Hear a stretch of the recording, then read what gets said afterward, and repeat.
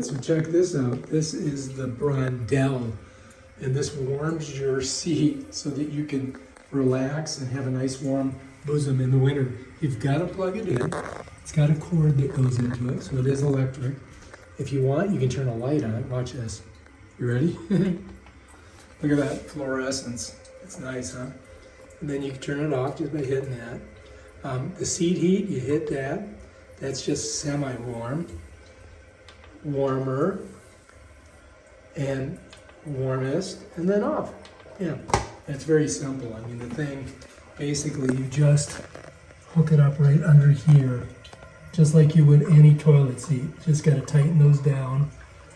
They're on both sides, like right there, you see? And you just get them nice and tight. You got to twist them, make sure they're nice and tight. And then you plug it in, and bam, Bob's your uncle. Now you got a warm bosom, get a warm butt. That's it, right there, baby. Check it out. Look at that, isn't that cool? All right, if you like this video, subscribe to my channel and check out my other awesome videos where I show you stuff like this. Peace out.